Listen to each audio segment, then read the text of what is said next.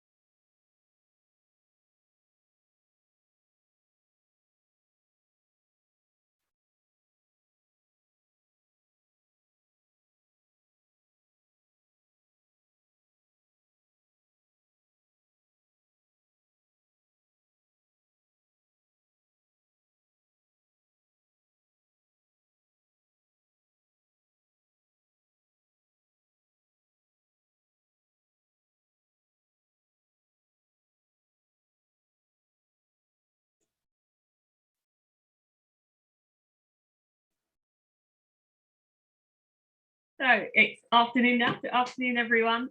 Welcome to this session focused on loneliness and social isolation in people experiencing mental ill health and or chronic loneliness. So I'm Dr. Carly Wood. I am from the University of Essex and I'll be chairing this session. I'm also a Interventions Plus funded project PI, so I'll be talking later on this afternoon. And we have Millie here, who's also going to be sorting the recording, which is already in place, and doing all the tweeting. So hi, Millie, there.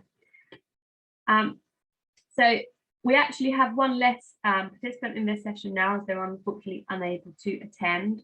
So we won't have Ronja speaking. So we have a little bit more flexibility, perhaps over time, and so I won't be so stringent with those. But if you want to introduce yourself, everybody, please do so in the chat. And please do post questions in the chat as people are speaking. We will have some time for discussion about those at the end. So you can also, if you want to, wait and ask them at the discussion time at the end as well, or I can pick some of those out from there. So for the speakers, obviously you all have 10 minutes. I'll give you a 2-minute warning, but I won't be, I'll still give you that, but I won't be so strict as to the time, and because you have a bit of flexibility. So yeah, as I introduce you, if you could just share your slides. I can see you've already got theirs. You're up there, Josie. That's great. And then after, at the end of the all the talks, we can then come back for questions. So without any further ado then, I'll introduce our first speaker. We have Josie Millar, who's a Pathways Plus project lead, and she'll be talking to us about exploring the effects of loneliness and social isolation on experiences of recovery and relapse in obsessive compulsive disorder. So over to you, Josie. Thanks so much, Carly. It's great to be here. And just introduce my team here. I have Professor Julie Barnett, also from the University of Bath, worked on this project with me, and I had the privilege of working with two lived experience collaborators, Ashley from OCD UK and Lucy, who I'm delighted to have here and co-presenting with me today. Hi everyone, great to see you. Yeah, I'm Lucy and I'm a lived experience collaborator. I've worked on a couple of things with Josie. Thanks, Lucy. And I think just to say, I've learned so much from Lucy throughout the process. Lucy's been involved from the very beginning. And yeah, it's been fantastic just to kind of echo a lot of what we've talked about earlier in the sessions about the value of co-produced research. So the aim of our research was to gain a really in-depth understanding of how social isolation and loneliness may impact people who are experiencing OCD. And we're particularly interested in finding out how this might be linked to their experiences of both recovery and relapse after treatment that had been helpful for them. And so our research was anchored by 3 research questions. So the first was, what is the relationship between OCD and these experiences? How do these experiences of loneliness and or social isolation become potentially more salient when people are beginning to recover and or in the context of relapse? And how is increased social connection, or is increased social connection related to experiences of recovery from OCD? And so we know that OCD is a common mental health problem affecting up to 3% of people. And the OCD of nature itself can make it a very isolating disorder. So just to say that people experiencing OCD experience intrusive and persistent unwanted obsessive thoughts, images, recurrent urges, that are very unwanted and cause the individual significant distress and anxiety. And these thoughts are generally about the harm coming to themselves or others.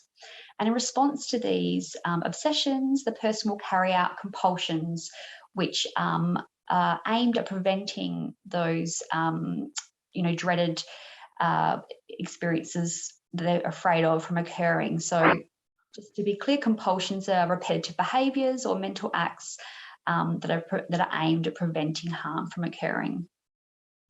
So the experience of OCD is often misrepresented by the media and is widely misunderstood, which is also a contributing factor to making people feel isolated.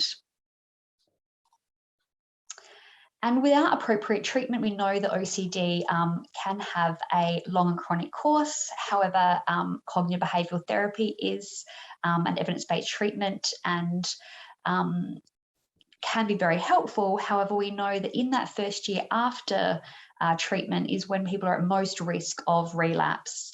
And so by gaining an in-depth understanding of the experience of loneliness and social isolation within the context of that first year in recovery, we really wanted to kind of understand that more so that we can potentially think about what interventions might be most helpful and when they might be most helpful to be delivered. So what we did to undertake this work was we carried out 22 telephone interviews with people who had experience of OCD and also the experience of feeling lonely and socially isolated. And we analysed the data using reflexive thematic analysis. So we'll now touch on the themes that we identified from our analysis. Unfortunately, we don't have time to go into all of them in detail, but just to, I'll kind of touch on them now, and then Lucy will bring some experiences to kind of talk about some experiences to bring them to life a bit more. So in terms of what led people to feeling lonely and socially isolated, 3 key themes were identified. So the first being not feeling understood, and this was not feeling understood by a range of different people within that person's life. So ranging from it's the society to friends and family, and perhaps also themselves, not understanding what was happening in terms of their OCD. The second theme was feeling different to others. And the third was linked to the content of intrusive thoughts or compulsions and that kind of cycle that occurred. And a cross-cutting theme across all 3 of these themes was the idea of feelings of shame being very central there. So Lucy will just touch on this now. So I think, as Josie said, the feelings of shame were massive with me. I felt sort of stupid for having these thoughts. I felt very alone. I knew that when I was with other people, they weren't having this running commentary in their head of, oh gosh, this has touched this and that person's done this. And I knew that it was my own little weird commentary in my head. That's how it felt. And that no one else had that. And so even when I was with people, it would feel very, I would feel very different. And those feelings of shame and anxiety were, very prominent. And I was afraid to tell anyone kind of what was going on in my head a lot of the time. Thanks, Lucy. And did you want to also touch on this one about the cycle? Yeah, so I think while my OCD was extremely severe, it kind of would spiral down. So my OCD really escalated in my final year of university. So I only knew people from university. I didn't really have outside social contacts outside that context. I had to defer a year and then never really got to know new groups of people. So for about 4 or 5 years, my OCD kept me very much prisoner, and I would spiral down in that. But then as I started to recover, being able to see friends, being able to enjoy things, starting to engage in life again, the cost of the anxiety and the worries then became worth it, because I was actually enjoying that interaction again. But initially, when things had been really, really difficult, the cost of seeing friends had been so high, because it would take me 4 or 5 hours after meeting the 1 or 2 friends who'd stayed around after university. It just became so, I guess, traumatic really to get myself sorted after doing those things, that it became too difficult, and I would avoid doing that. So I think, you know, it could spiral down very much when things were in their worst phase. But as I started to recover, it spiraled up a little bit, and it became worth it to tolerate those feelings, that anxiety, that difficulty, because the gain by then was much more worth it. Thanks, Lucy. And so building on from what Lucy was just saying, we're thinking now in these 2 themes about what had helped people when they were feeling lonely and or socially isolated.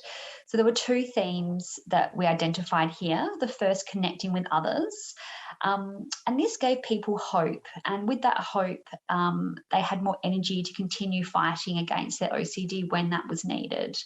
And one of the things that was really key here was that it needed to be someone who really had that personal experience of understanding what OCD is like from that lived experience. And then another key idea that came through was that the idea that filling the void that OCD had left behind. So like Lucy was just mentioning about, you know, sort of OCD keeping her prisoner for a number of years. You know, people talked about how this void needed to be filled, otherwise OCD could come back easily within the context of having a relapse, but it needed to be filled in a meaningful way. So it was really about finding ways to build social groups, or for many people, this was the first time they'd done this in many years, and it was really trying to think about how that could be done in a meaningful way that was of most help to them. Just a couple of minutes to go, but yeah. Okay, thank you. So for me, what this looked like was I absolutely love children, and a lot of my friends had children. And so spending time with them was really, really wonderful. And I had spent probably 12, 14 hours a day in OCD routines, rituals, cleaning, washing, decontaminating, all sorts of things. And as I managed to move away from that, those hours were then kind of quite a void. But to me, starting to be able to sit on the floor, do a jigsaw, play a game, although it was very, very anxiety provoking, the joy I got from that, and the love from the children, and the feeling connected, being able to spend time with friends, started to outweigh the anxiety. So the kind of experiencing the anxiety and the fear was worth it to me because of the gain. But again, as Josie said, it had to be really, really meaningful. And kind of weirdly, it was children for me that gave me the biggest motivation. I think partly because I also really didn't want to pass my fears on to them. I didn't want them to start developing those thoughts and feelings that something was wrong with something. So I was very, very careful to kind of try and hide my anxiety. It might take me quite a while afterwards to get myself sorted out. But as Josie said, finding something that was really, really meaningful. And then I started being able to do voluntary work and started feeling a little bit better about, you know, that I could help other people or look after the kids and that kind of thing. But it is tiny steps by tiny steps. And I was incredibly lucky to start building friendships with people who were really understanding. But I think without them, it would have been, yeah, I think that void, if it's not filled in a meaningful way, can start being filled again by negative OCD behaviors and thoughts. Thanks, Lucy. And so moving on now to our last theme, which is focused on what might an intervention look like in terms of helping individuals to overcome loneliness and social isolation after treatment. And so participants talked a lot about becoming very aware of loneliness and or social isolation when they started having more room in their life, because OCD was no longer taking up the majority of their time. And many people talked about needing support after therapy had finished to be able to adjust to, you know, having that time in their life. You know, what were they actually going to fill that time with? As for many years, for a lot of participants, OCD had been, you know, taking centre stage. So there was kind of 4 key suggestions around the kind of interventions people thought would be most useful, and they focused on befriending, potentially groups where they could meet other people with OCD, social prescribing, or ongoing support specific to their OCD.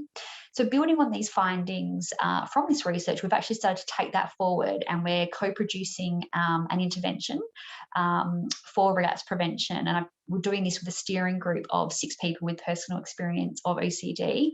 And what's been actually really brilliant to see is that, you know, what people were hypothesizing around, you know, having that group of people with a shared experience has, I think, really helped from their experience so far. And Lucy might sort of touch on that in the next slide. Yeah, so as being part of the steering group has been an amazing experience. I've never met a group of people who've experienced OCD in the same way as I have here. We all have quite different forms of OCD, but just having those intrusive thoughts, understanding, again, quite a lot of the group have experienced long periods of loneliness. And we've now, you know, over the time of the research, we've built quite a close group. We now have a WhatsApp group and text pretty much every day. If one of us has got to face a difficult challenge, the rest of us are cheering each other on and giving tips of how to manage. And it's also massively helped me. I can get really frustrated and angry with myself for, you know, having those thoughts. But actually seeing other people having those difficult thoughts, I have a lot more compassion for them than I do for myself. And I think reflecting on that has been, you know, actually really helpful. But yeah, it's been an amazing experience just to sort of have that group of people who get it, who have that shared experience. And we cheer each other on every day, which has been an amazing kind of side effect, something we hadn't planned for, but it's been really, really brilliant. Thanks, Lucy. Thanks everyone for your attention, and we'll keep you posted on our future developments. Thank you. Thank you so much, Josie and Lucy. That was a really interesting talk. It was great to hear all about the work you've been doing and how it's feeding into future intervention. So that was brilliant. Thank you so much. And feel free to put your questions in the chat or save them for the end of the discussion. So we will move on to the next speaker. So next we have Angela Richards speaking to us about her research on loneliness, isolation and mental health in neurodiversity. So are you there?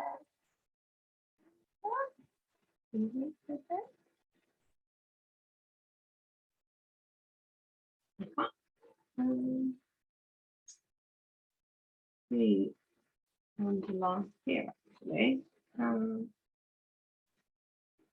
in which case we might for a moment jump to Rowena, if that's okay. Sorry if I moved you around. If you're happy to speak to us next, that would be great. So Rowena will be talking about an exploration of aloneness identity. So if you're happy to share your slide. Of course, I'm just get those ready. Here we go.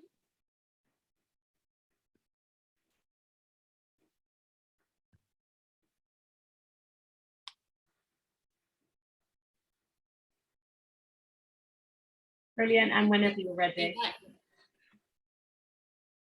Okay, so yeah, hi everyone. So I'm a PhD student at the University of York, and part of what I'm looking at is how individuals have different aloneness needs. So this is something we've sort of heard a bit about already during the during today, but this is the idea that people do have different aloneness needs. So some people prefer to be social, and in our society that's often encouraged, and it's something that seems to have been a real focus in terms of interventions for loneliness, which is very understandable and important. But the extent to which individuals need social interaction does vary, and some people do prefer solitude. And so this is what I've referred to here as someone's aloneness identity, the extent to which somebody needs that social contact or actually needs to be alone at times as well. And so in order to understand loneliness, we need to understand somebody's aloneness identity, but also the type of aloneness that they are experiencing. So this could be positive, so solitude, but also it could be loneliness, and it could be a particular form of loneliness. And I'm going to talk a little bit about that in the next slide. But to understand loneliness and to understand the type of intervention that we need, and which is going to support an individual, we therefore need to consider both of these aspects, both somebody's aloneness identity and then the type of aloneness, in particular loneliness, that they are experiencing. So I'll just move my slide along.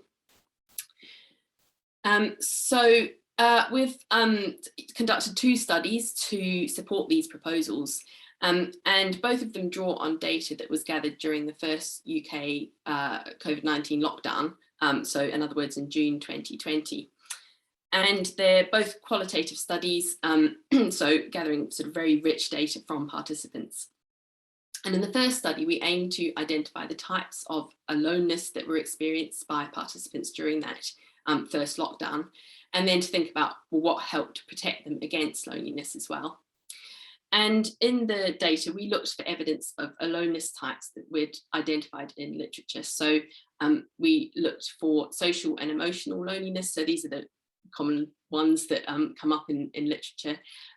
So social loneliness being where there's a lack of social connection. So for example, colleagues or friends.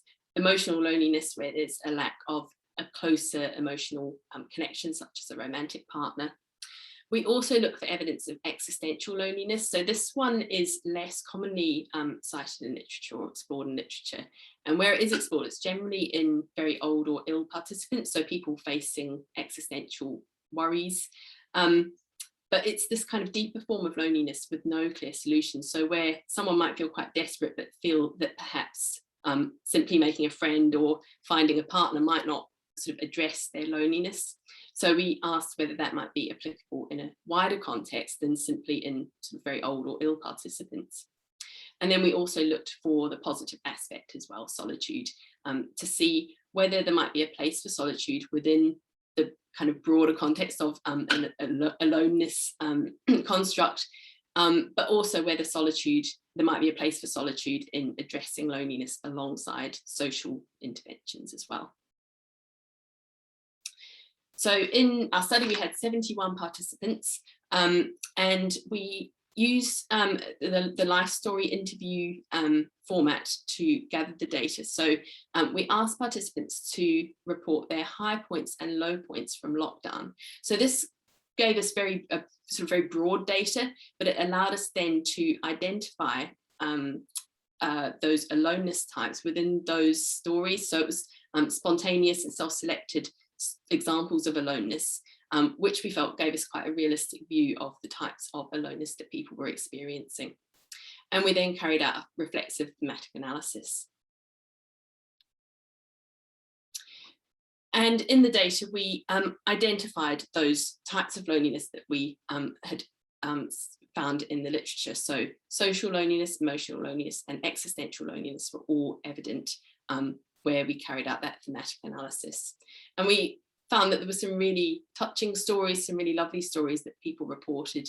Some of them less surprising. So for example, social loneliness, the example on the screen there is a student, and that's unsurprising given the context of the lockdown. Existential loneliness was very much evident in the data as well. And this wasn't just from people, this wasn't necessarily from people who were ill, it was from people who felt that really deep form of loneliness. And we also found a lot of evidence of solitude in the stories too, and some lovely stories there, and quite a few to do with nature or exercising, which again in the context of lockdown was very understandable. We also asked the participants to answer one quantitative question. So we asked them to say whether they experienced loneliness or felt that they'd experienced loneliness during lockdown, and whether this was often, sometimes, rarely, or never. And we then took the often lonely and never lonely participants and compared the themes that they reported to see what the protective factors and risk factors would be. And we found that the people who said that they were often lonely really relied on emotional and social contact. So even though that might have been quite rare for them, they rarely selected solitude as a high point theme. Whereas the people who were never lonely had a really broad range of high point themes, including solitude.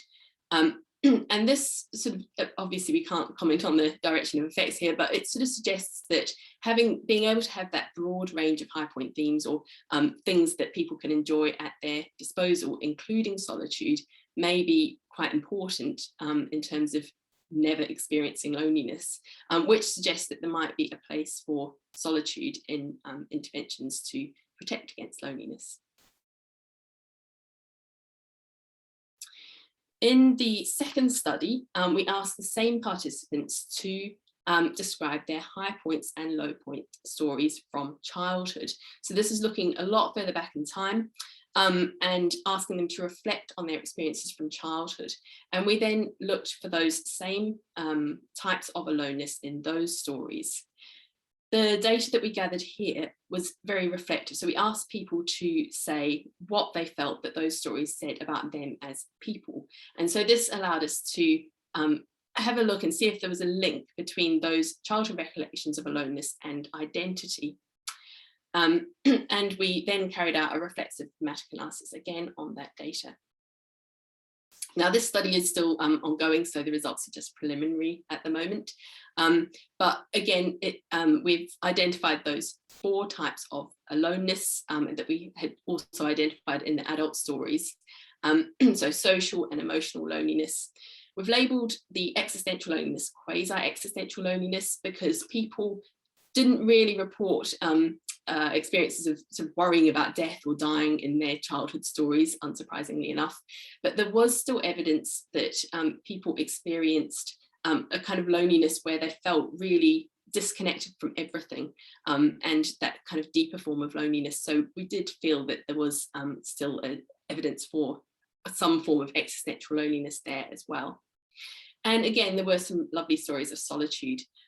Even in childhood, there were people who reported really enjoying being on their own, going to, like the example on the screen, going for a cycle ride in nature.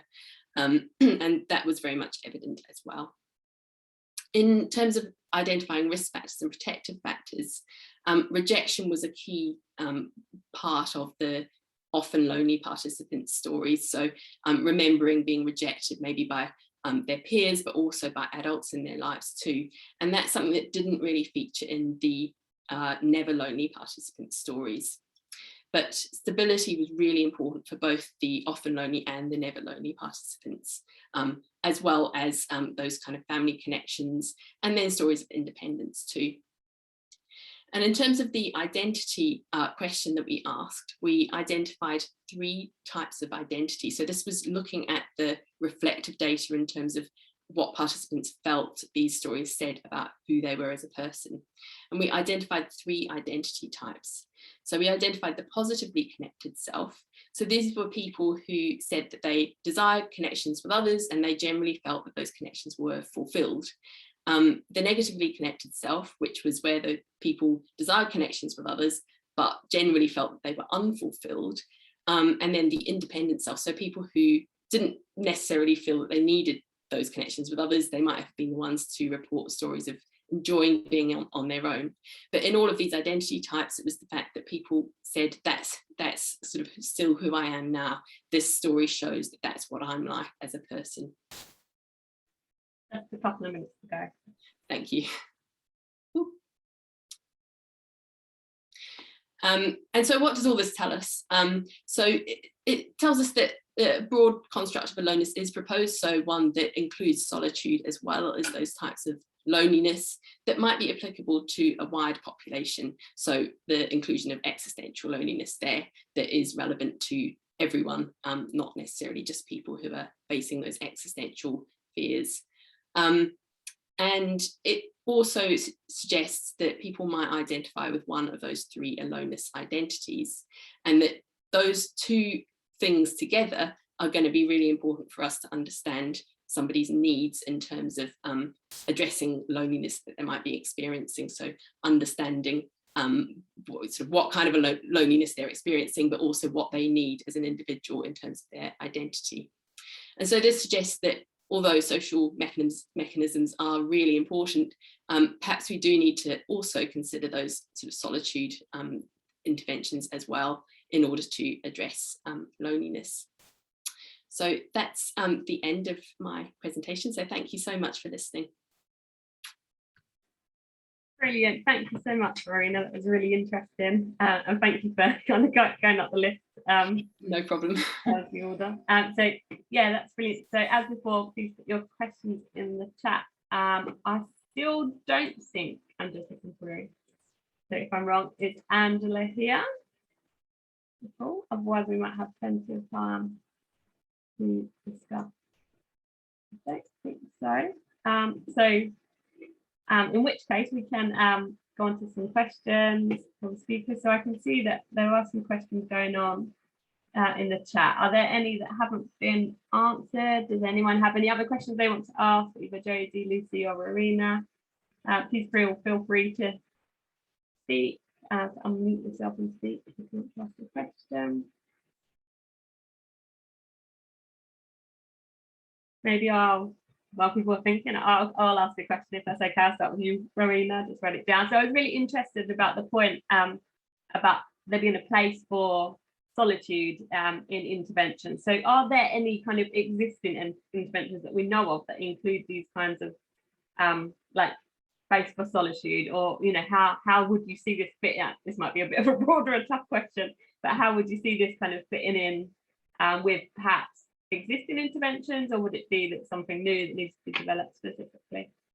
Yeah, I think it's very much connected to some interventions that do exist already, but sometimes I think they're more connected to general well-being rather than thinking about them as a way to address loneliness, because in a way it seems a bit contradictory to address loneliness with being on your own.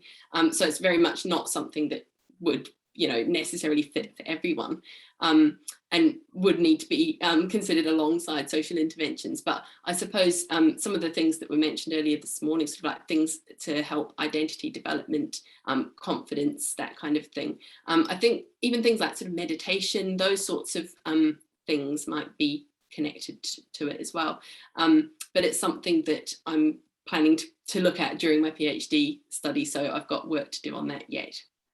Brilliant. Yeah, it'll be really interesting to hear about that, because it's a bit, as you say, it kind of seems strange to include solitude to address loneliness, but also kind of now it's been raised, it seems actually really relevant, because now that being on your own is an important thing that we can do, and hopefully that hopefully won't increase our feelings of loneliness. So I think that is actually a really important part of intervention. And I think Lorna, you've got your hand up.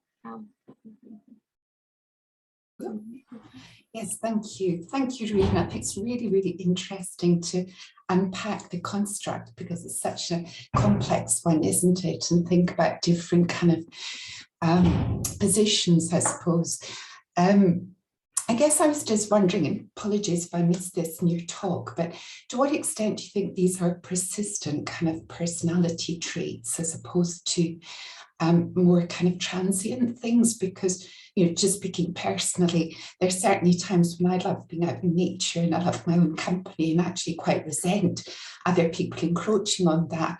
But there's definitely other times where I like to be sociable and don't enjoy my own company. So I'm just wondering, is that something that you've looked at or you plan to look at? It's something I plan to look at, yes.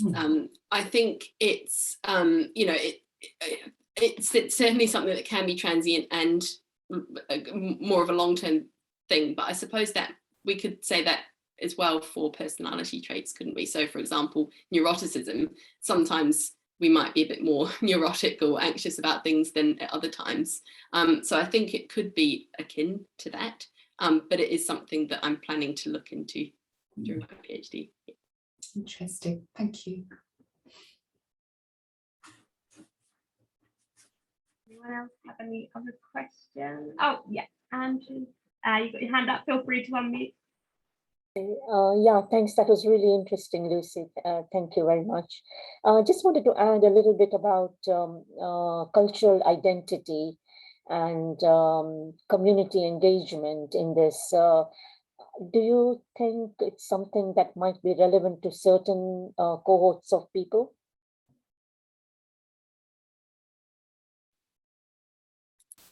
Is that a question for me?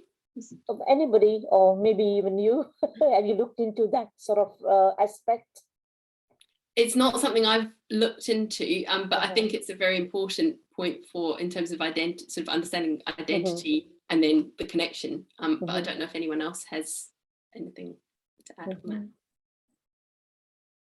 Yeah, so personally, for me, with my own experience, I found that quite relevant. So I just wanted to put that in the mix of any, if there is any strand on research for that.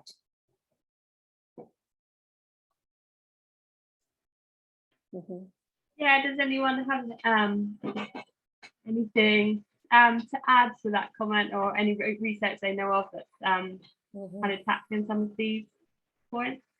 You might be able to share. Do you mind just repeating that last question? I think I cut out for a bit. So do you mind, Angie, just... Oh, sorry. What I was going to say is that I wanted to know if there is any research being focused on community engagement and cultural aspect of the person. You know, they might want to engage more in the culture that they are more comfortable in, basically. Yes, no, it's a good question. I just thought I wondered that myself. I don't know of any kind of studies with kind of, I know that it's being discussed and there are many community groups who are doing lots of good work, but it hasn't got to the point, I think, where we can sort of pick it up in terms of research studies. So I think that's one of the things that we need to try and do, is bring together lots of varied approaches in different communities and try and understand what's working for whom, because I think that's something we can get wrong, you know, setting out a plan for what you need to do in a community where it's not what people are interested in, or where it just doesn't suit who's in the community. So that sort of idea that you build that within the community that you're in and using the assets of that community.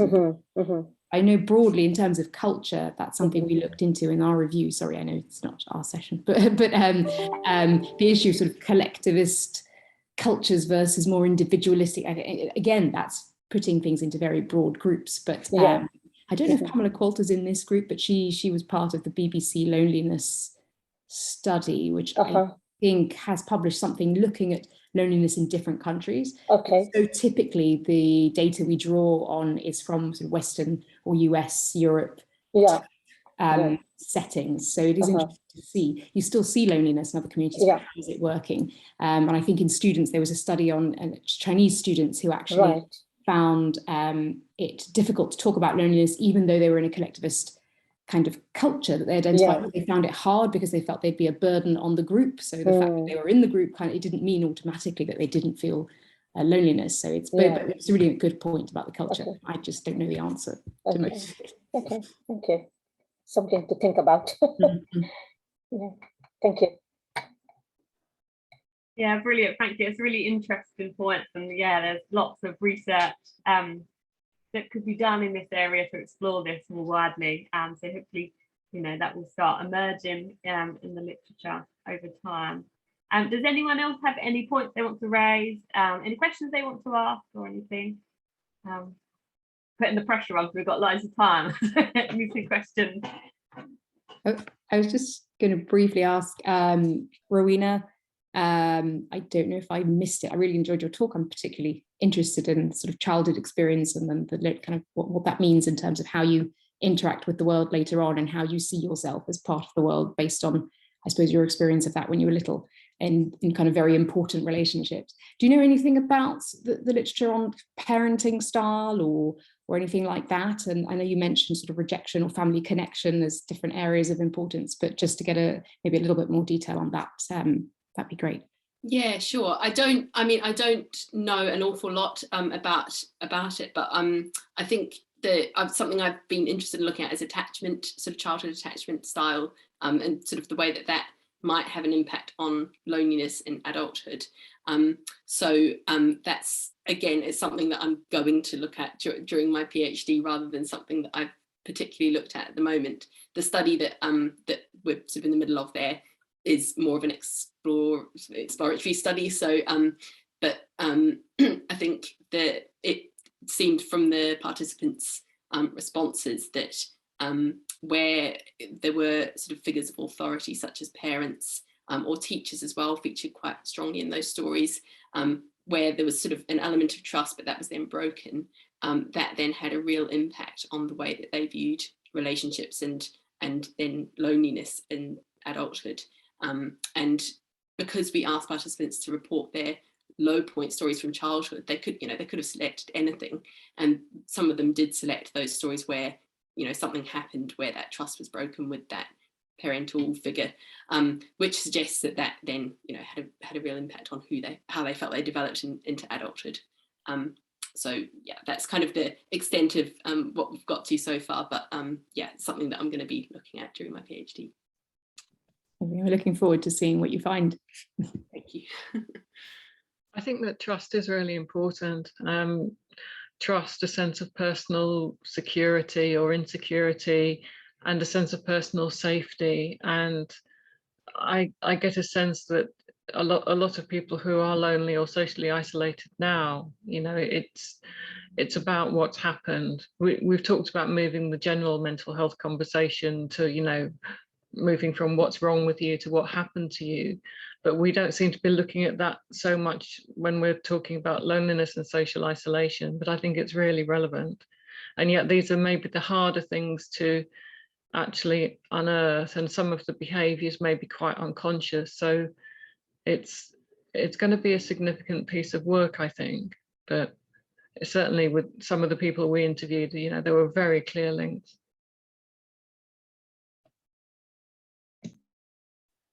Yeah, thank you, Beverly. Yeah, it's really kind of opening those kind of, as you said, those kind of more difficult questions actually, but are really getting to kind of the bottom of delving deeper into a lot of the experiences of people, which are really going to, you know, really key to the research. So thank you. Does anyone have any other questions or anything they want to ask? If not, you just get a longer lunch break, so that's fine. But I think we have some hands raised. Lorna, did you raise your hand again? Yes, I did. Thank you. Terrible. 2 years in, and I'm still forgetting to unmute.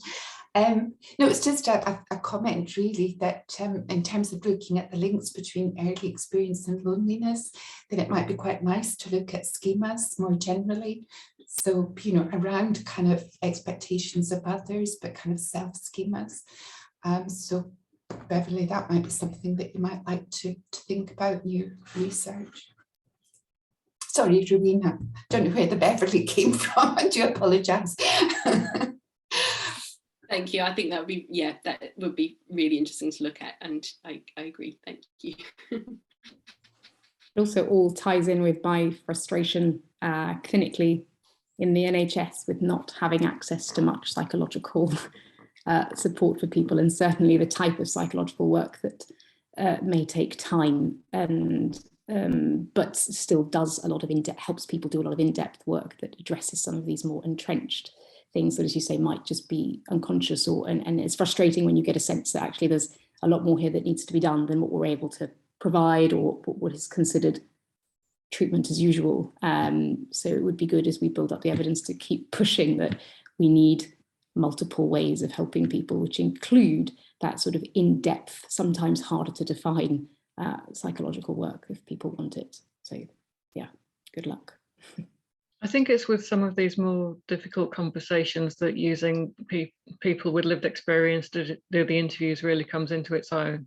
I was so surprised how much people opened up to us, and it was more conversational than an interview in the field, even though, you know, what we were asking as an interviewer was quite minimal. You know, it wasn't an equally balanced chat when it came to the time, but people just seemed to relax with us, and there was maybe an unspoken sense of, I'm not sure what you've been through, but you know something, you know a bit of maybe what it's like for me, and therefore I can tell you this, I trust you with this, and you're not going to stigmatize me for what I say or put me in a diagnostic box. And so I think that's something that we should make sure happens more. Yes, absolutely. I think it's so critical, and you know, a lot of the presentations we've seen have included.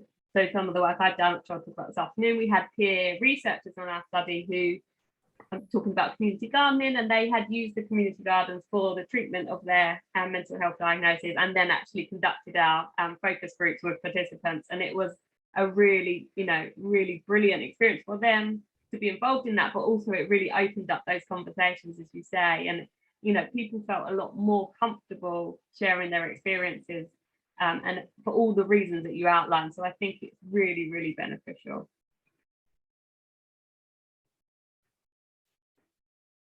Does anyone else have anything you would like to add or ask? Oh, sorry, Lucy, you've got your hand up. Sorry, missed that. No, I was just going to, yeah, I very much agree that when I've been involved with research with other kind of people with lived experience, it's been incredibly helpful to sort of, I guess, help me not feel so alone or different or, you know, odd for feeling that way. When I kind of find out that others feel exactly that, it's been really, really powerful and really helpful. And I think feeding off each other's kind of comments and that feeling known and understood and not stigmatized and labeled has really sort of facilitated richer conversations that without that you might not have dared to say so much, or some people might feel more self-conscious. So I think having those groups of lived experience where you can share thoughts or relate to other thoughts of other people and experiences has been really powerful for me, and I, from what I've, you know, heard from others, that it's been the same for them. Yeah, brilliant. Thank you, Lucy. Thank you so much for sharing your experiences as well. It's been really, really interesting and useful. Yeah, and thank you to our speakers for sharing your work. It's really interesting. If nobody has any other questions, just a couple of bits. So there will be a break now, well, from 1 to 2, it will be a bit early. If you can, as Ellie said, if you can rejoin the main group before and just turn your camera and mute on and then go off for your break, that's great. I think if you don't and you leave this open, you automatically go back to the main room anyway. But yeah, please do stay in the session rather than, unless you're obviously new to leave, and that will make it easier later on. But does anyone have any last questions or thoughts they want to share? If not, we can take a bit of a longer one. Yes, you can also, good point, Beverly, you can go and join perhaps in the last presentation for some of the other sessions as well.